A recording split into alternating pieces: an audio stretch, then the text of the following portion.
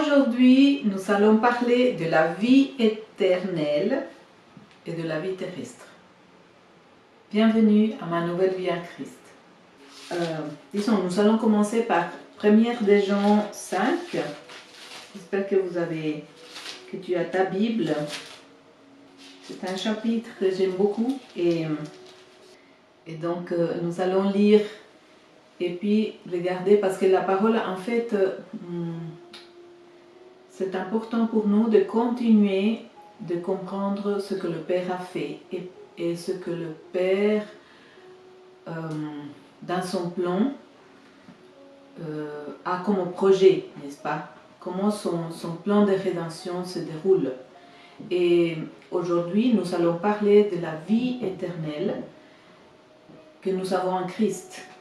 Mais il nous faut parcourir les Écritures parce que la parole toute seule, elle répond à toutes nos questions.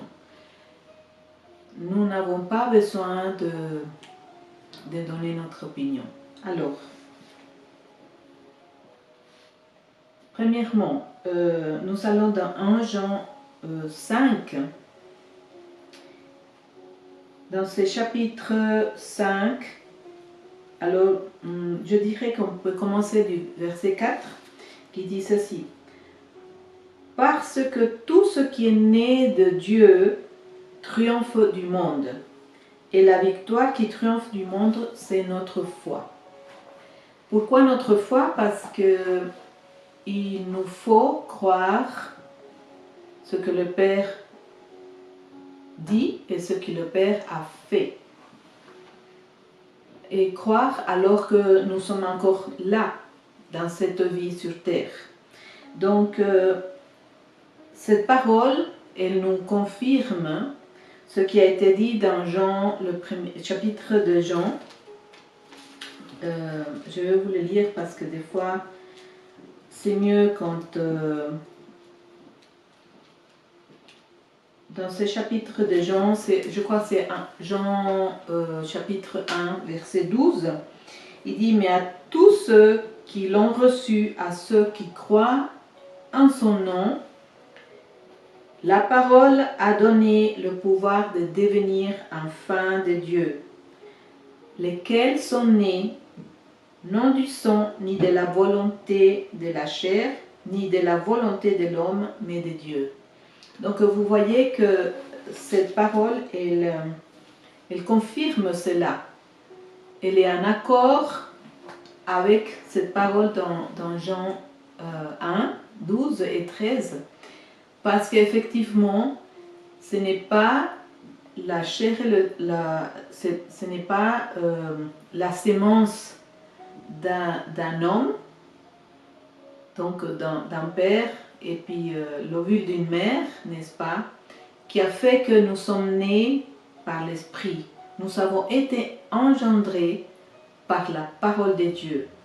Et à cause de cela, nous sommes nés par l'Esprit. C'est-à-dire que nous sommes esprits et nous venons d'en haut.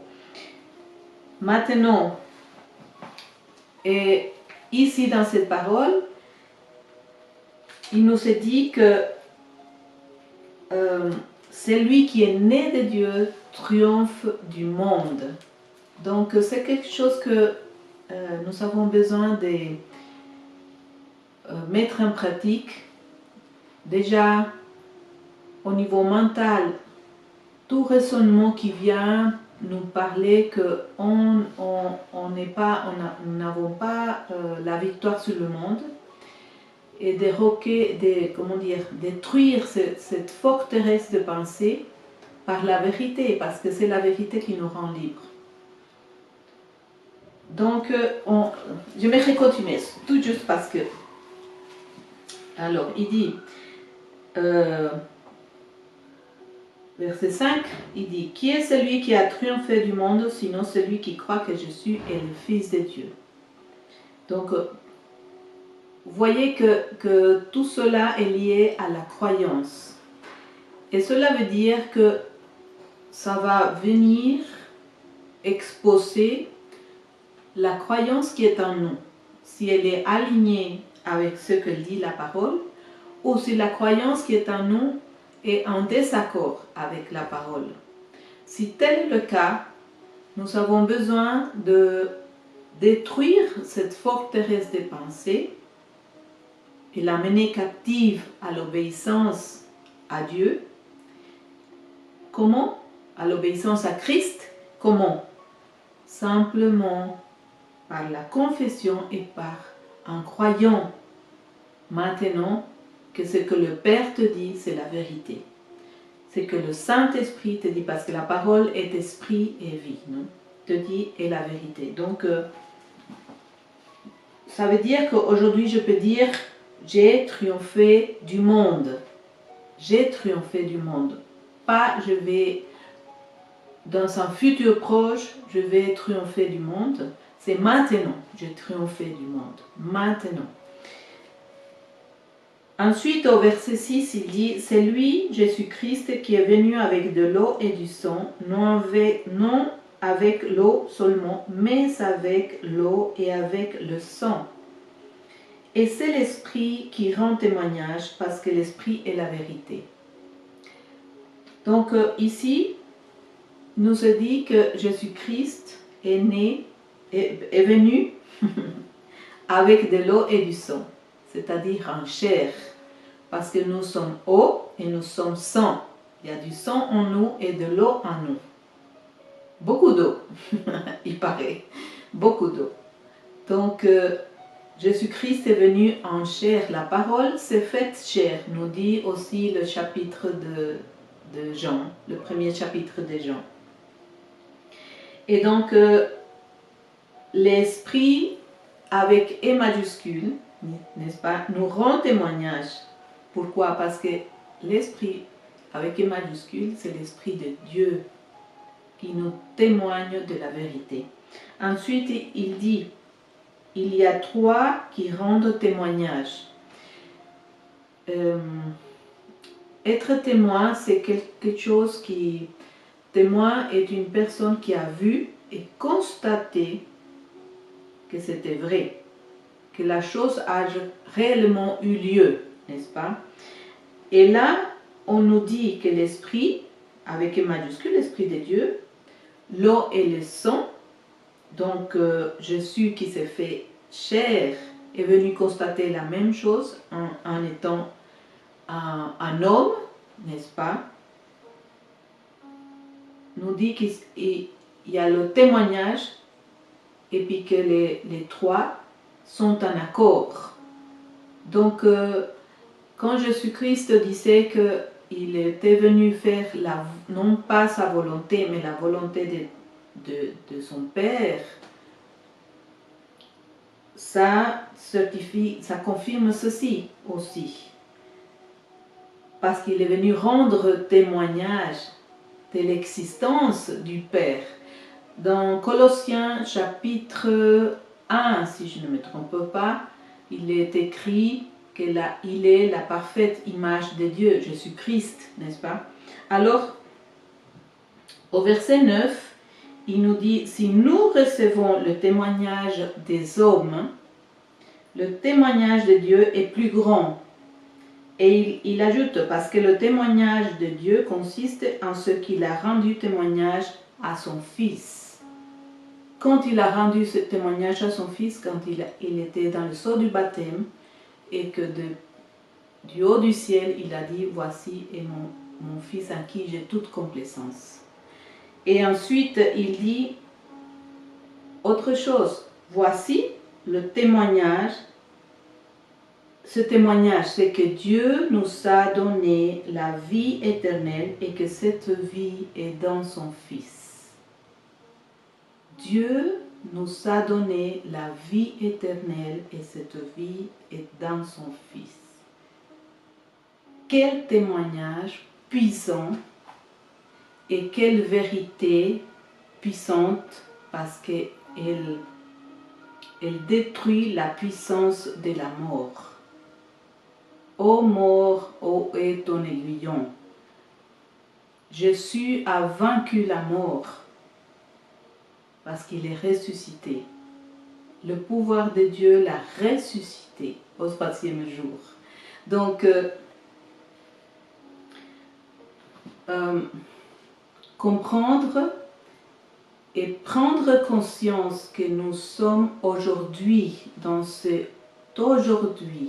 la vie éternelle, parce que ensuite on va regarder dans le grec ce que ça signifie, le mot vie éternelle, non éternel, le mot éternel. Ici, il nous est dit que ce témoignage de Dieu est que lui nous a donné la vie éternelle par son Fils. Cette vie se trouve en son Fils. Et si toi et moi, nous sommes en Christ, nous avons aujourd'hui la vie éternelle. Donc, il dit ceci. Celui qui a le Fils a la vie. Celui qui n'a pas le Fils de Dieu n'a pas la vie. C'est verset 12 du même chapitre. Il dit, je vous ai écrit ces choses afin que vous sachiez que vous avez la vie éternelle. Donc, de nouveau, Paul nous donne la parole pour que on comprenne et on prenne conscience de qui nous sommes, parce que cela nous donne une identité. Et c'est important, sans comprendre notre identité, nous ne pouvons pas comprendre l'autorité que nous avons en Christ. Donc, ici, le Père, qui est le roi de l'univers, le créateur des cieux et de la terre, il est en train de nous dire qu'il nous a donné la vie éternelle en son Fils, par son Fils. Il y a une autre parole qui me vient à l'esprit, c'est que nous sommes en Christ, cachés en Christ. Voilà, alors ensuite il a dit, verset 14, « Nous avons auprès de lui cette assurance, que si nous demandons quelque chose selon sa volonté, il nous écoute. » Waouh! Je ne sais pas toi, mais moi, ça me donne une joie à l'intérieur de moi de savoir que le Dieu est le Père de notre Seigneur Jésus-Christ, qui a créé l'univers, qui a créé les cieux et la terre, m'écoute. Et que si je demande quelque chose selon sa volonté, et quelle est sa volonté? Elle est là, elle est écrite dans la Bible. Tout est écrit, il nous a donné le livre. Il y a ce qui nous témoigne, et l'Esprit nous témoigne de la vérité, et ce que l'Esprit nous témoigne aussi est écrit ici dans ce livre. Donc, si nous demandons quelque chose selon sa volonté, il nous écoute. Et il dit ici, et si nous savons qu'il nous écoute, donc c'est là où il y a le problème, savoir qu'il nous écoute. C'est-à-dire qu'il n'y a aucune résonance à l'intérieur de nous, parce que chacun de nous a une vérité à l'intérieur. Si cette vérité à l'intérieur de toi ne correspond pas à la vérité du Père, c'est-à-dire que tu es son enfant, que tu as la vie éternelle et que aujourd'hui il t'écoute, et si tu ne le sais pas, ça veut dire que ta croyance à l'intérieur de toi est encore charnelle. Qu'il y a une forteresse de pensée qui t'empêche de prendre conscience, de comprendre et de prendre conscience qu'il t'écoute. Et c'est ton travail à toi ou à moi, à chaque fois que nous sommes face à la vérité et que quelque chose vient être exposé. Parce que dans Hébreux 4, il est dit ceci. Dans Hébreux 4, le Seigneur dit ceci. Pardon, 4...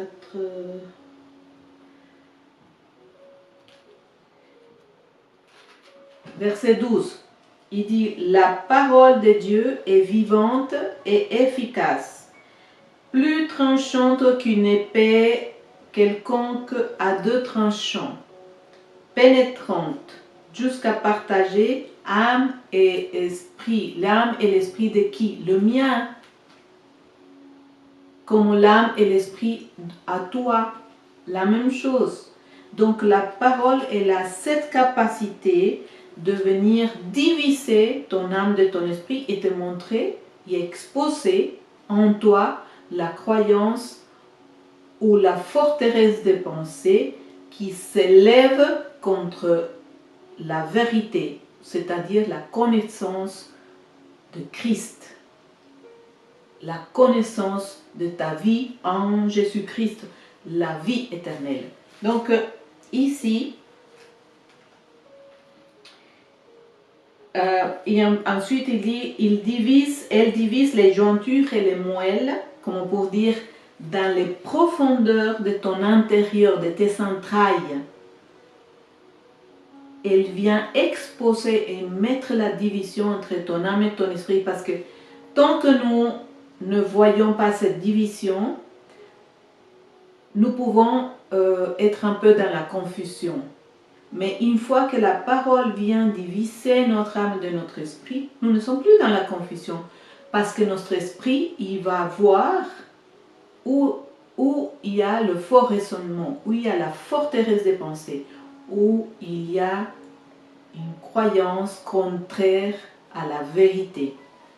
Pourquoi? Parce que Jésus, il a dit, la vérité, vous entendrez la vérité et la vérité vous rendra libre. Ça veut dire qu'elle va nous rendre libres du mensonge auquel nous avons cru. Et c'est ça une forteresse de pensée, c'est un mensonge à laquelle nous avons cru. Un mensonge auquel on a cru. Donc, et je rigole parce que entre le français et l'espagnol, bon, des fois il y a des coups. Alors, donc, elle vient exposer tout.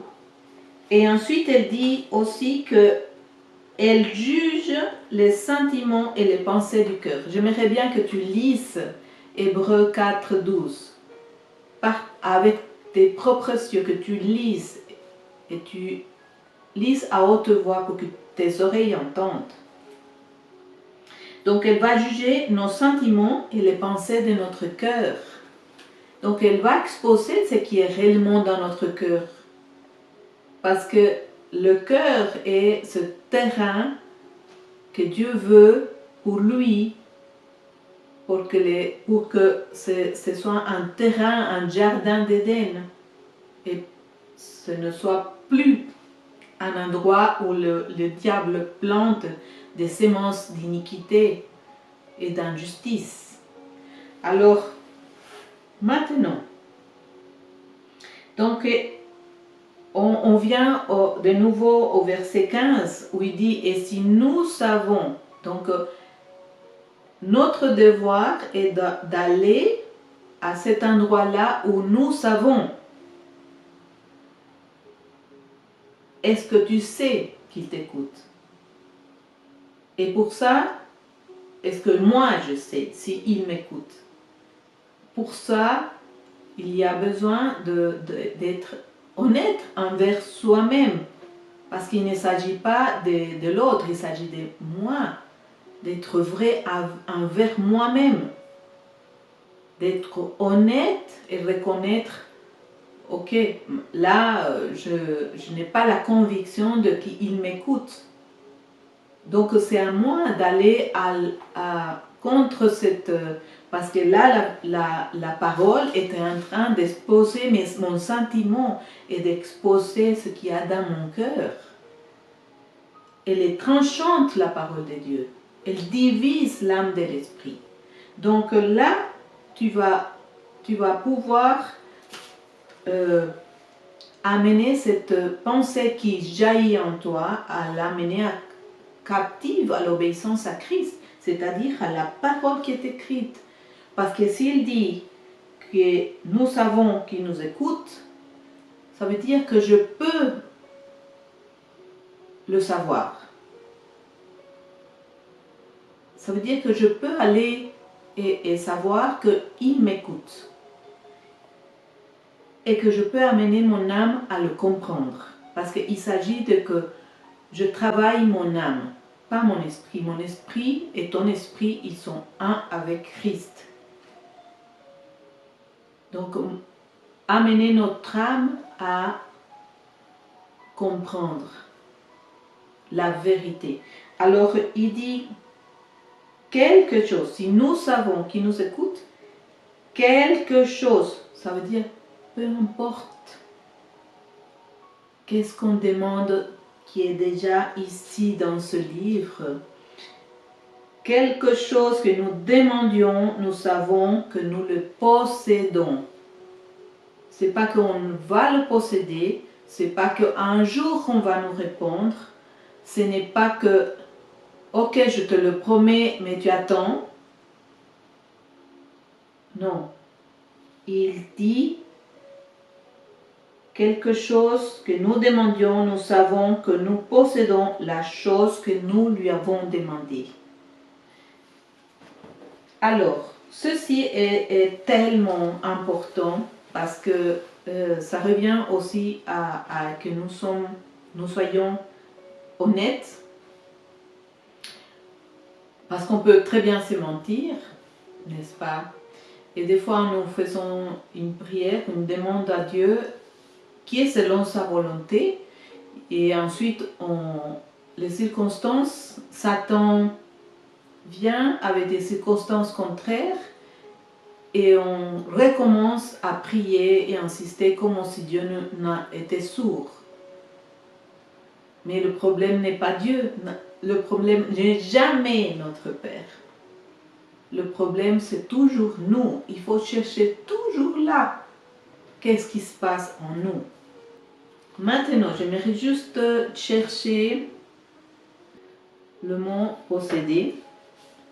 Donc, je vais me diriger à 1 Jean 5 parce que j'aimerais trouver ce mot en grec.